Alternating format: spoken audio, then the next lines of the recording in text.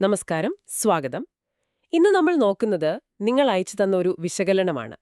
Fred ചാപ്പലിന്റെ abandoned school house on long branch എന്ന കവിതയെക്കുറിച്ചുള്ള ഒന്ന്. അതെ. ഒറ്റനോട്ടത്തിൽ നോക്കുമ്പോൾ ഇതൊരു ഉപേക്ഷിക്കപ്പെട്ട പഴയ സ്കൂളിനെക്കുറിച്ചുള്ളൊരു വിഷാദ കവിതയായിട്ടൊക്കെ തോന്നാം, അല്ലേ? ഒരു നഷ്ടത്തിന്റെ കഥ പോലെ. ശരിയാണ്. പക്ഷേ ഈ വിശകലനം പറയുന്നത് അതല്ല. ഇതൊരു തിരിച്ചുപിടിക്കലിന്റെ കഥയാണെന്നാണ്. കൃത്യമായി. അതായത് മനുഷ്യൻ ഒഴിഞ്ഞുപോയ ഒരു സ്ഥലം പ്രകൃതി എങ്ങനെയാണ് വളരെ പതുക്കെ, നിശബ്ദമായി തിരികെ എടുക്കുന്നത് എന്നതിന്റെ ഒരു വിവരണം. അതെ. ഈ വിശകലനം വായിച്ചപ്പോൾ എനിക്കും അതുതന്നെയാണ് തോന്നിയത്. ഇതിൽ ശരിക്കും ഒരു ദുഃഖഭാവമില്ല, പകരം ഒരു തരം എന്താ പറയാ, ഒരു ശാന്തതയാണ് മുന്നിട്ട് നിൽക്കുന്നത്. അതെ, നിങ്ങൾ തന്ന ഈ ലേഖനം വെച്ച് നോക്കുമ്പോൾ എനിക്ക് 3 പ്രധാന കാര്യങ്ങളാണ് ഇതിൽ കാണാൻ കഴിഞ്ഞത്. 1. പ്രകൃതി എങ്ങനെയാണ് മനുഷ്യന്റെ ചിട്ടകളെയും നിയമങ്ങളെയും മറികടക്കുന്നത്. 2. അറിവ് എന്ന വാക്കിന്റെ അർത്ഥം തന്നെ ആ സ്കൂളിനുള്ളിൽ എങ്ങനെ മാറി മറിയുന്നു എന്നത്. ശരി. പിന്നെ മൂന്നാമത്തേത്, ഈ കാണുന്ന നാശത്തിൽ പോലും ഒരുതരം ഭംഗിയുണ്ട് എന്നുള്ള ഒരു ആശയം. നമുക്ക് ഈ കവിതയിലൂടെ പോകുമ്പോൾ ഇതൊക്കെ എവിടെയാണ് വരുന്നതെന്നൊന്ന് നോക്കിയാലോ? തീർച്ചയായും. നമുക്ക് ആ പഴയ സ്കൂളിന്റെ വാതിൽ തുറന്ന് ഒന്നകത്തേക്ക് കയറി നോക്കാം. ഇപ്പോ അവിടെ എന്ത് ക്ലാസ്സാണ് നടക്കുന്നതെന്ന് കാണാമല്ലോ.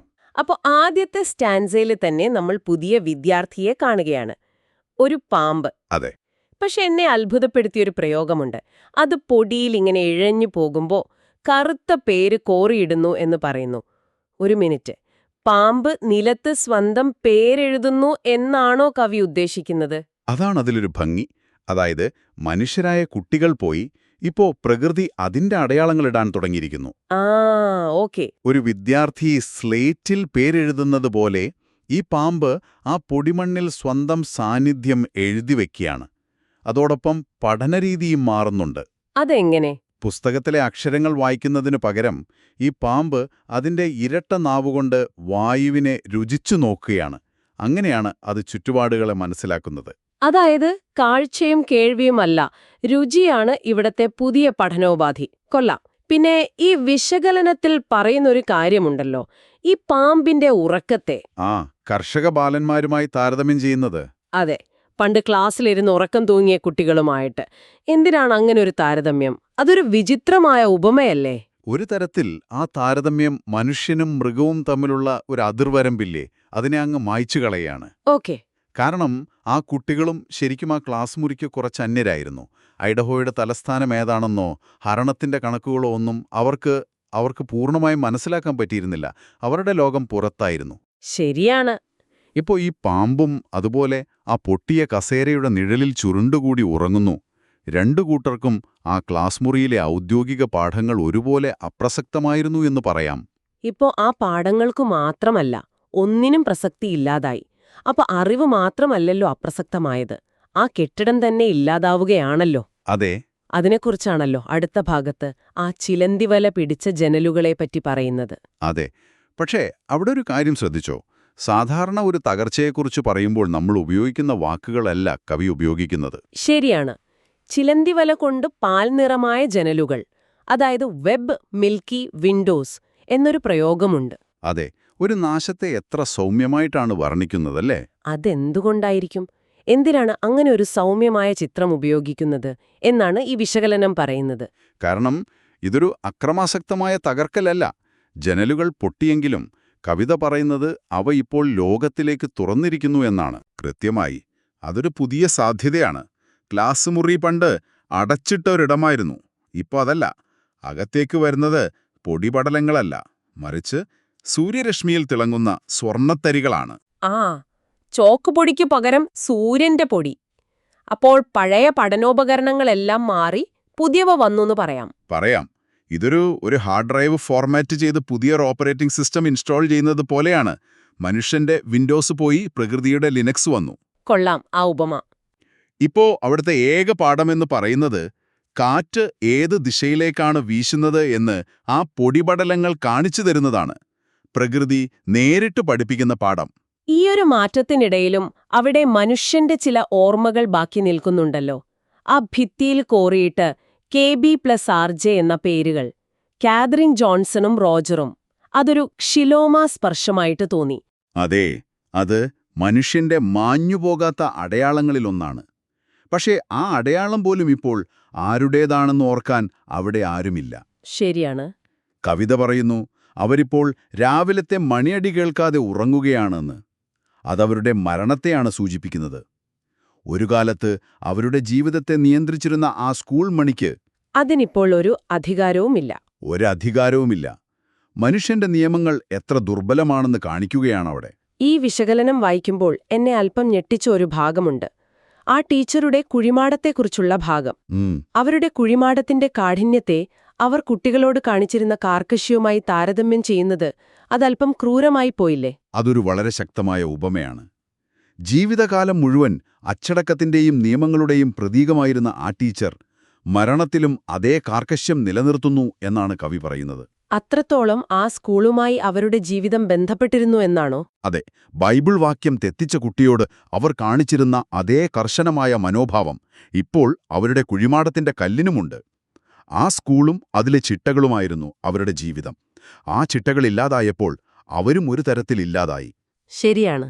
ആ സ്കൂളിന്റെ തകർച്ച ഒരു വ്യക്തിയുടെ ജീവിതത്തിന്റെ തന്നെ തകർച്ചയായി മാറുന്നു. ഇനി അവസാന സ്റ്റാൻസയിലേക്ക് വരുമ്പോഴോ, പ്രകൃതി പൂർണ്ണമായി ആ സ്ഥലം ഏറ്റെടുക്കുകയാണ്. ആ ഒരു വരി, സൂര്യാസ്തമയം ബ്ലാക്ക് ബോർഡ് കഴുകി വൃത്തിയാക്കുന്നു എന്നുള്ളത് അതിമനോഹരമായി തോന്നി. അവിടെയും ശ്രദ്ധിക്കേണ്ട ഒരു കാര്യമുണ്ട്, ആ പ്രയോഗത്തിന്റെ സൗമ്യത. ഒരക്രമത്തിന്റെ സ്വഭാവമില്ല. ഇല്ല, അതൊരു അക്രമാസക്തമായ തുടച്ചുനീക്കലല്ല, മറിച്ച് വളരെ സൗമ്യമായ ഒരു കഴുകി വൃത്തിയാക്കലാണ്. മനുഷ്യൻ എഴുതിയ കണക്കുകളും ചരിത്രവുമെല്ലാം സൂര്യാസ്തമയത്തിന്റെ ഓറഞ്ച് വെളിച്ചം കൊണ്ട് മാഞ്ഞുപോകുന്നു. ആ ബ്ലാക്ക് ബോർഡ് വീണ്ടും ശുദ്ധമായി. പുതിയ എന്തെങ്കിലും എഴുതാൻ പാകത്തിന്. ആ പുതിയ എഴുത്ത് നടത്തുന്നത് ഒരുപക്ഷെ തേനീച്ചകളായിരിക്കും, അല്ലേ? കാരണം അണുത്തനായി പറയുന്നത് മച്ചിൻപുറത്ത് തേനീച്ചകൾ ഒരു വലിയ കൂട് കെട്ടിയിരിക്കുന്നതിനെക്കുറിച്ചാണ്. നിങ്ങളുടെ വിശകലനത്തിൽ ഇതിനെ തലച്ചോറുമായി താരതമ്യം ചെയ്യുന്നുണ്ടല്ലോ, അതൊന്ന് വിശദീകരിക്കാമോ? തീർച്ചയായും. മച്ചിൻപുറം അല്ലെങ്കിൽ ആറ്റിക് പലപ്പോഴും ഓർമ്മകളും പഴയ കാര്യങ്ങളും സൂക്ഷിക്കുന്ന ഒരിടമാണ്. ഒരു മനുഷ്യന്റെ തലച്ചോറ് പോലെ. ഓക്കെ. ആ സ്കൂളിലെ മനുഷ്യന്റെ അറിവുകളും ഓർമ്മകളും സൂക്ഷിച്ചിരുന്ന ആ ഇടത്ത് ഇപ്പോൾ തേനീച്ചകൾ തേൻ സംഭരിക്കുകയാണ്. അപ്പോൾ ഒരു ചോദ്യം വരുന്നുണ്ട്, സൂക്ഷിക്കാൻ യഥാർത്ഥത്തിൽ വിലപ്പെട്ടതെന്താണ്? ഐഡഹോയുടെ തലസ്ഥാനമാണോ, അതോ നിലനിൽപ്പിനാവശ്യമായ തേനിന്റെ മധുരമാണോ? അപ്പോൾ മനുഷ്യന്റെ തലച്ചോറ് പോലെ പ്രവർത്തിച്ചിരുന്ന ആ മച്ചിൻപുറത്ത് ഇപ്പോൾ പ്രകൃതിയുടെ ഒരു സൂപ്പർ ബ്രെയിൻ പ്രവർത്തിക്കുന്നു എന്ന് പറയാമല്ലേ? വളരെ ശരിയായൊരു നിരീക്ഷണമാണ്. അതൊരു പുതിയ സമൂഹമാണ്. തേനീച്ചകൾക്ക് അവരുടേതായ നിയമങ്ങളും ആശയവിനിമയ രീതികളുമുണ്ട്. അവയുടെ മൂളലിനെ കവി വോക്കലീസ് എന്നാണ് വിശേഷിപ്പിക്കുന്നത്. അതായത് വാക്കുകളില്ലാത്ത ഒരുതരം സംഗീതം. കുട്ടികളുടെ ബഹളവും ടീച്ചറുടെ ശാസനങ്ങളുമെല്ലാം പോയ ആ ക്ലാസ് മുറിയിലെ പുതിയ സംഗീതമാണത്. ആ സംഗീതം കേട്ട് അവിടുത്തെ പൊടിപടലങ്ങൾ പോലും ശാന്തമാകുന്നുവെന്നും പറയുന്നുണ്ട്. അതെ. അപ്പോൾ നമ്മൾ ആദ്യം പറഞ്ഞ ആ 3 ആശയങ്ങളിലേക്കും തിരികെ എത്തുകയാണ്. പ്രകൃതിയുടെ ഈ ഏറ്റെടുക്കൽ വളരെ വ്യക്തമാണ്. കസേര, ബ്ലാക്ക് ബോർഡ്, സ്കൂൾ മണി, പാഠ്യപദ്ധതി എല്ലാം പോയി. പകരം പാമ്പും സൂര്യരശ്മിയും കാറ്റും തേനീച്ചകളുമൊക്കെ വന്നു. അതെ, മനുഷ്യന്റെ ശ്രമങ്ങളെല്ലാം പ്രകൃതിയുടെ വലിയ ഒഴുക്കിലെ ചെറിയ ചുഴികൾ മാത്രമാണെന്ന് കവിത നമ്മളെ ഓർമ്മിപ്പിക്കുന്നു. രണ്ടാമത്തെ ആശയമായ അറിവിന്റെ മാറ്റവും നമ്മൾ കണ്ടു. ഇവിടുത്തെ ഏക വിദ്യാർത്ഥി പാമ്പാണ്, പാഠം കാറ്റിന്റെ ദിശയാണ്, പിന്നെ സൂക്ഷിച്ചിരിക്കുന്ന അറിവ് തേനാണ്.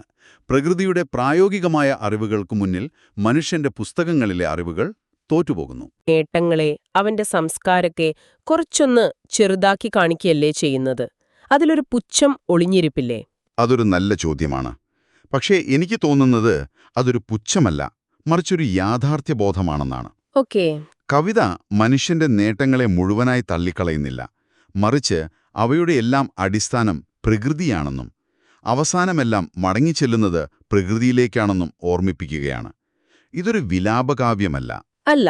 നാശത്തെ ഒരു ചാക്രിക പ്രക്രിയയുടെ ഭാഗമായി അംഗീകരിക്കുന്നൊരു സമീപനമാണിത്.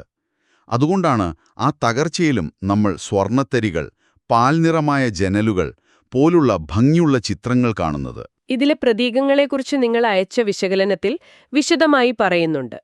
സ്കൂൾ കെട്ടിടം നാഗരികതയുടെ പ്രതീകമാണ്. പക്ഷേ പാമ്പിന്റെ കാര്യമോ? പാമ്പിനെ സാധാരണയായി തിന്മയുടെ പ്രതീകമായിട്ടാണല്ലോ കാണാറ്. ഇവിടെ അങ്ങനെയല്ല. അല്ല. തീർച്ചയായും അല്ല. ഇവിടെ പാമ്പ് വളരെ സങ്കീർണമായ ഒരു പ്രതീകമാണ്. ഒരു വശത്ത് അതിനെ ജ്ഞാനത്തിന്റെ പ്രതീകമായി കാണാം, മറുവശത്ത് അത് തികച്ചും പ്രാകൃതമായ ജീവനെയും പ്രതിനിധീകരിക്കുന്നു.